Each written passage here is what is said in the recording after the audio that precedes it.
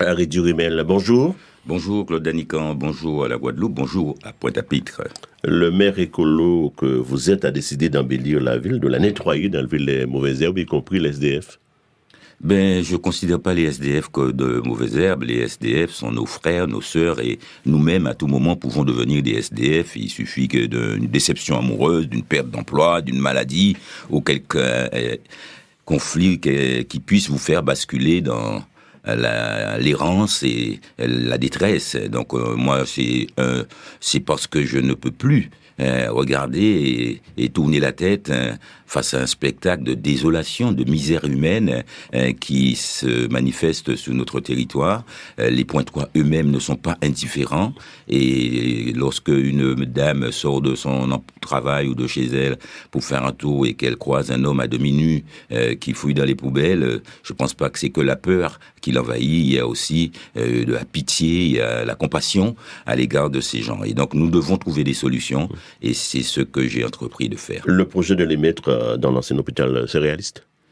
C'est réaliste, c'est pas tout l'ancien hôpital. L'établissement public de santé mentale va rester en cet endroit. Il y a beaucoup de bâtiments. On connaît le sort des bâtiments qui sont annoncés à être démolis et qui restent là 2-3 ans sans utilisation. Moi, j'ai pensé que on pourrait nous laisser une trentaine de chambres dans un bâtiment à identifier et qui jouxterait la partie rurale végétale qu'il y a derrière l'hôpital, qui permettrait d'accueillir une trentaine de personnes avec un personnel médical, avec des éducateurs, avec des artistes aussi qui proposent des solutions pour réinsérer des gens par l'art, par un peu d'agriculture, les vont anti-cabrites, les fonds anti-jardin, voilà. Donc il faut qu'on s'en occupe. Et s'en occuper, c'est pas que de leur asséner des médicaments, des neuroleptiques, pour calmer leur douleur.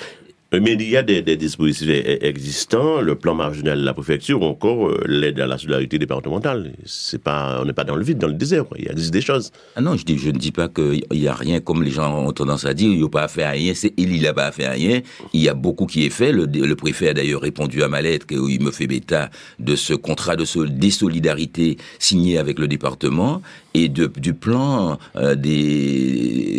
qui est en cours d'élaboration des grands marginaux, comme il me l'a dit, qui est en cours d'élaboration. Mais tous ces dispositifs, s'ils étaient pleinement efficaces, on n'aurait personne dans la rue. Donc il faut qu'au moment qu'on soit pragmatique et qu'on regarde la réalité, malgré toutes ces aides, malgré tout la CAF, la DAS, la PAP, les POP, tout cela existe et malgré tout, il y a une misère. Donc on doit adapter les dispositifs existants à une réalité et nous voyons qu'il y a des gens qui, bénévolement, vont leur donner de temps en temps un peu de bonheur en leur faisant une belle coupe de cheveux, un bon bain, qu'il y en a qui, avec le goka, le tambour, leur apprennent à danser. Il y en a, vous voyez? Donc, il y a des gens qui, sans être des experts, mais qui ont un grand cœur, qui arrivent à être plus efficaces que ces dispositifs un peu mais il faut aller encore plus loin. Il faut aller plus loin et il faut qu'on ait ça à cheviller au corps comme étant une nécessité. Les politiques publiques ne peuvent pas s'intéresser qu'au développement économique, qu'à la vie chère, qu'au fric. Il y a aussi l'homme.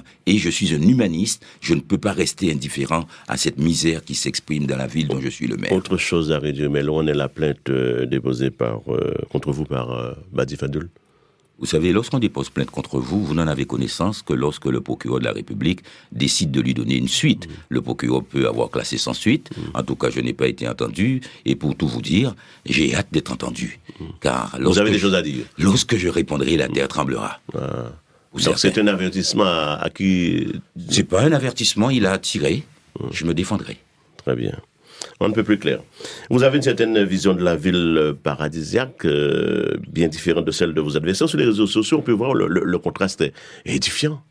Non, mais on parle du rêve, et on parle du potentiel de Pointe-à-Pitre, de ce que Pointe-à-Pitre peut devenir, et nous avons le droit de rêver. Même Lénine, qui est un praticien marxiste, léniniste et matérialiste, disait que il faut rêver, car le rêve vous fait pousser le plus loin possible l'horizon de vos objectifs et autres. Donc Pointe-à-Pitre a ce potentiel. Nous chantons et nous rêvons parce que nous avons la certitude qu'un jour nous danserons à Pointe-à-Pitre encore.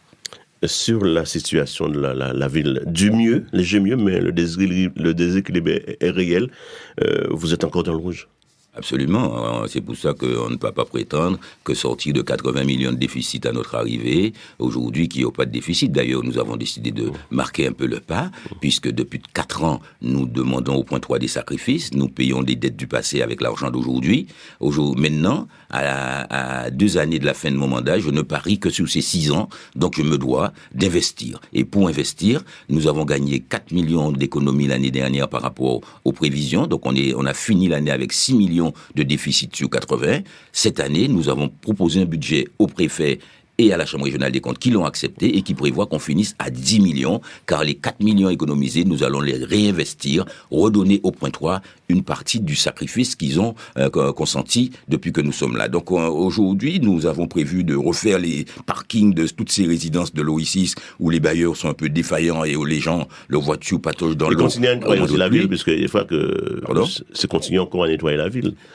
Voilà, j'allais vous dire, et continuer à nettoyer la ville, parce que je ne serai satisfait, je l'ai dit depuis l'ouverture de mon mandat, que lorsque on pourra dire que Pointe-à-Pitre est propre. Or, la propreté de Pointe-à-Pitre, c'est une affaire qui ne dépend pas que du maire, ni que du personnel communal, car avec la régularisation de leur carrière et l'octroi de tous leurs droits, on a maintenant un personnel qui est beaucoup plus motivé. Cependant, nous avons aussi une mentalité à changer, où tous les jours, je reçois des vidéos de personnes qui viennent déverser des ordures, qui au parking de Georges Roux, qui dans des coins de rue, et des gens qui n'habitent pas Pointe-à-Pitre. Ça vous dépasse des fois des entreprises. Ça ne me dépasse pas, je suis un homme de défi, de challenge. Et vous avez vu les combats que j'ai entrepris et qui prennent 20 ans avant qu'on ne reconnaisse qu'ils étaient légitimes. Donc, Pointe-à-Pitre, refaire briller Pointe-à-Pitre, j'ai la certitude qu'on y parviendra et c'est pour ça qu'on se permet de rêver d'ailleurs. Vous pensez investir à nouveau, profiter des quelques un an et demi qui vous reste pour le faire? Êtes-vous en capacité de solliciter des emprunts? Nous avons retrouvé une capacité d'autofinancement positive et d'ailleurs on a obtenu un emprunt de l'AFD. Hier, j'ai rencontré le directeur régional de la Banque des Territoires et je vois avec lui comment maintenant la ville peut être leitmotiv, peut être leader, peut prendre le leadership sous l'opération Karuke-Rabéi. Nous voulons valoriser le littoral de Pointe-à-Pitre. Les acteurs économiques, les commerçants, les acteurs économiques de Pointe-à-Pitre attendent Karuke-Rabéi. Si on compte que sur le grand port maritime de Guadeloupe, avant la fin de votre mandat, ça y est. Et ça sera enclenché. D'ailleurs, nous allons inaugurer le premier maillon de cette belle chaîne du littoral par une placette qui va être installée à côté du yacht club et qui va prolonger la rue Achille-Roy-des-Bois-Neufs. Les Pointois vont pouvoir voir déjà un premier éclat de leur littoral et nous allons continuer autour de la DAR. C'est pour cela, pour ne pas dépendre que du grand port, je vais proposer au conseil municipal de solliciter de l'État qu'on nous accorde la gestion d'au moins 2 ou 3 kilomètres du littoral pointois pour que nous puissions agir nous aussi sur notre littoral. Pointe-à-Pitre, ville d'arrêt d'histoire, de guerre culture même, mais là aussi un peu en retrait. Là.